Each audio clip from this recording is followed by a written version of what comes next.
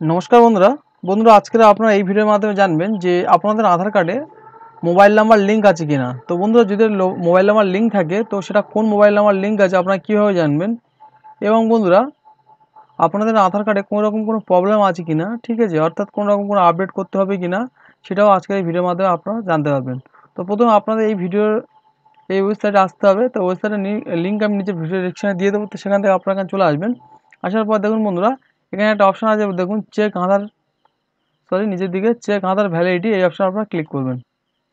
তো ক্লিক করার পর দেখুন বন্ধুরা, এখানে প্রথমে আপনার আধার নাম্বারটা দেবেন, তারপরে ক্যাপচার কোড দিয়ে বন্ধুরা প্রসিড অপশনে ক্লিক করবেন। প্রসিড অপশনে ক্লিক করার পর দেখুন বন্ধুরা, এখানে হচ্ছে আধার কার্ড হচ্ছে এক্সিস্টিং বলে লেখা আছে, এবং হচ্ছে আধার ভেরিফিকেশন কমপ্লিটেড দেওয়া আছে, ইয়েস ব্যান্ড দেওয়া আছে, এবং হচ্ছে তার জেন্ডার কি সেটা দেওয়া আছে, এবং স্টেট কোনটা সেটা দেওয়া আছে। এবং দেখুন মোবাইল নাম্বারটা হচ্ছে দেওয়া আছে, মোবাইল নাম্বার লিঙ্ক আছে, এবং মোবাইল নাম্বার লাস্ট 3টে সংখ্যা দেওয়া আছে। তো বন্ধুরা দেখুন, এখানে যদি মোবাইল নাম্বার লিঙ্ক থাকতো তাহলে NULL এরকম একটা লেখা আসতো, ঠিক আছে।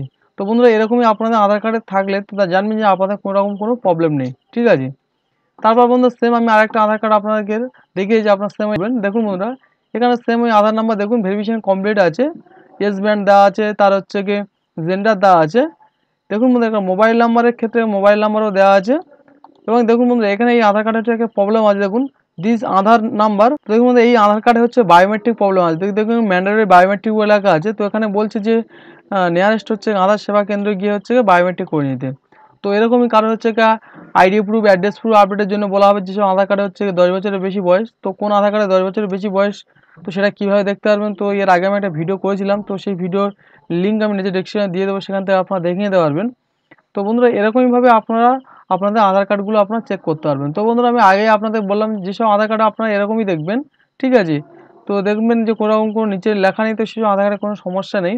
আর যদি কোনো আধার কার্ডের কোনো সমস্যা থাকে, সেক্ষেত্রে সেই সমস্যাগুলো নিচে হচ্ছে এই মেসেজের মাধ্যমে আপনাদেরকে জানিয়ে দেবেন।